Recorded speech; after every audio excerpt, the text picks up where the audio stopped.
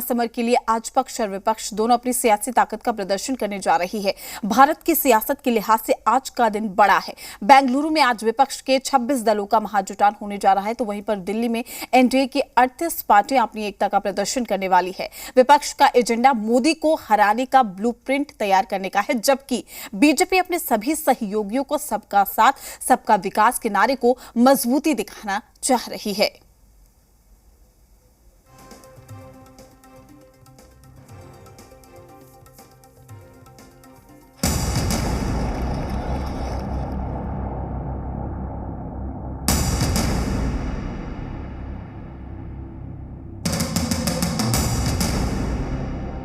NDA का agenda स्पष्ट है, देश सेवा के लिए सबको साथ लेकर के चलना। संयुक्त विपक्ष जब एक साथ एकजुट होकर खड़ा हो जाता है तो मोदी सरकार को घुटने टेकने पड़ते हैं। किसकी सियासी ताकत ज्यादा है और कौन घुटने टेकेगा, ये सब 2024 में देश की जनता तय करेगी। लेकिन जनता की अदालत में जाने से पहले नंबर गेम के जरिए अपना दम दिखाने की कोशिश जारी है। कुल मिलाकर के अभी तक 38 हमारे पार्टनर्स, जो हमारे एनडीए के पार्टनर्स हैं, उनकी कंफर्मेशन आ चुकी है। मुझे तो थोड़ी हंसी आ रही है। पहले तो कहते थे एक अकेला सब पर भारी, अब 38 की जरूरत पड़ गई, ऐसा क्या हो गया? लोकसभा चुनाव के लिए राजनीतिक दलों की रणनीति बनने लगी है। दिल्ली में आज एनडीए की बड़ी बैठक होनी है, जिसमें 38 पार्टियां जुटेंगी, जबकि बेंगलुरु में सोमवार को डिनर का आनंद लेने के बाद विपक्ष के 26 दल आज औपचारिक तौर पर आगे का रोड मैप तैयार करेंगे। 24 के चुनावी चूल्हे पे जो ख्याली खिचड़ी है वो खानदानी खुरचन बन के साबित होगी। That would be a national disaster alliance. सबके अपने अपने दावे हैं और अपना अपना एजेंडा है, मगर मकसद हर किसी का सत्ता तक पहुंचना ही है। इसीलिए चुनावी जंग से पहले जुबानी हमलों में कोई कसर नहीं छोड़ी जा रही है। इनफॉर्मल मीटिंग थी, इनफॉर्मल बातचीत थी, उसमें एजेंडा नहीं होता है। इनफॉर्मल में सब अपनी अपनी बात रखते हैं। क्या कोई पॉजिटिव संकेत मिल? पॉजिटिव तो है, दूसरी बार मिल रहे हैं तो पॉजिटिव ही है। कांग्रेस पार्टी की जमीन जरूर बंजर है, लेकिन उसके हाथ में अभी भी बेवफाई का खंजर है। संकेत और संदेश वाली सियासत के सहारे समीकरण साधने की कोशिश में कोई पीछे नहीं है, मगर सवाल यही है कि लोकतंत्र के सबसे बड़े युद्ध में कामयाबी किसे मिलेगी। मोदी सरकार को या भाजपा को सरकार से अलग करना अनिवार्य है। तो क्या अवसरवादी गठबंधन इस हद तक चला जाएगा?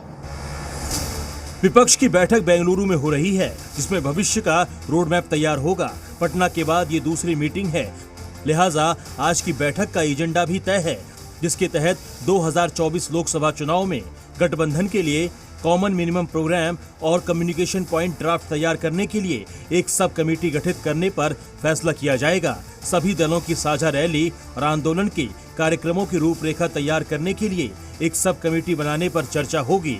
हर राज्य में सीट शेयरिंग के फॉर्मूले पर बात होगी। ईवीएम से जुड़े सवाल और ईसीआई के सुधार के लिए सुझावों पर चर्चा होगी। गठबंधन का नाम को लेकर आगे सुझाव पर भी बैठक में मंथन किया जाएगा। साथ ही प्रस्तावित गठबंधन के लिए एक कॉमन सेक्रेटेरिएट बनाने पर भी सभी नेता बात करेंगे।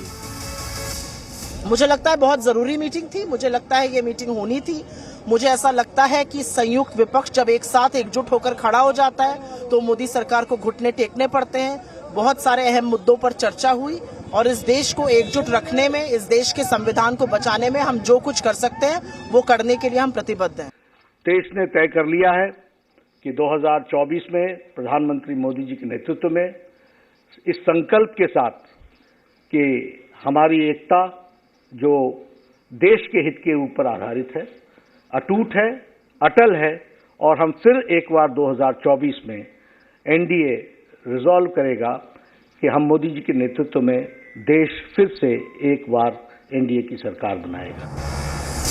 विपक्षी अपनी एकजुटता का हवाला देकर 2024 में बीजेपी को चुनौती देने का दम भर रहे हैं, तो बीजेपी भी अपनी रणनीति के साथ आगे बढ़ रही है। इसलिए आज होने वाली एनडीए की बैठक में फ्यूचर प्लान तैयार किया जाएगा। एनडीए मोदी की लीडरशिप सबका साथ, सबका विकास, भ्रष्टाचार पर जीरो टॉलरेंस और सुशासन जैसे मुद्दों के सहारे ही जनता के बीच जाने की तैयारी में है। देखिए ना, ये उनका विषय है कि किसको वो नेता बनाते हैं। अभी तक तो हमको दिखता है कि न नेता है, न नीयत है, न नीति है, न कार्यक्रम है, न फैसला लेने की ताकत है। जब हो जाएगा तब बात करेंगे। We will cross the bridge when it comes. और दूसरी बात, हम कभी भी किसी दूसरे की कमजोरी पर चुनाव नहीं लड़ते। असलियत यह है कि बौखलाई हुई है भाजपा, विपक्ष को एक साथ देखकर, मुद्दों को देखकर, राहुल जी की जो सवाल है उनको देखकर, और बौखलाहट में वो ऐसा अब कुछ बहुत करेंगे जो विरोधाभास में होगा जितना उन्होंने पहले कहा था। पहले तो कहते थे एक अकेला सब पर भारी, और अब 38 लोगों को शामिल कर रहे हैं। सबके अपने मुद्दे हैं और सबकी अपनी तैयारी भी है, इसीलिए हर कोई एक दूसरे पर भारी पड़ने का दावा भी कर रहा है।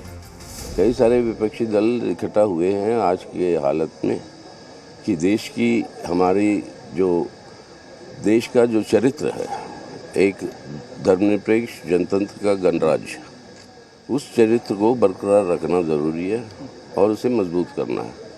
आज उसी चरित्र के ऊपर एक बहुमुखिया हमला हो रहा है मोदी सरकार के चलते हुए। 24 की चुनावी चूल्हे पे जो बन रही है ख्याली खिचड़ी, वो खानदानी खुरचन इसलिए साबित होगी कि ख्वाहिशें तो एक हैं लेकिन खानदान अनेक हैं। तो इसलिए जो है वो सपने एक और मुंगेरी अनेक जहाँ पर होंगे तो वो इसी तरह के हालात दिखाई पड़ेंगे, क्योंकि अभी तो शुरुआत हुई है। जब रात है इतनी मतवाली तो सुबह का आलम क्या होगा। अभी से जो है वो गठबंधन की गठरी को जो है वो हाईजेक करने की एक्सरसाइज शुरू हो रही है। सत्ता हासिल करने के लिए हर कोई जोर आजमाइश कर रहा है और खुद को बेहतर बताने की कवायद में भी जुटा है। आज दिन भर बेंगलुरु से लेकर दिल्ली तक महामंथन का दौर जारी रहेगा, जिसके जरिए चुनावी रोड मैप तैयार होगा। ब्यूरो रिपोर्ट, जी मीडिया। दिल्ली की मुसीबत अभी कम नहीं हुई है। यमुना का जलस्तर फिर बढ़ गया है। नदी का जलस्तर बढ़ने के साथ साथ राष्ट्रीय राजधानी में आज बारिश का भी अलर्ट जारी किया गया है। मौसम विभाग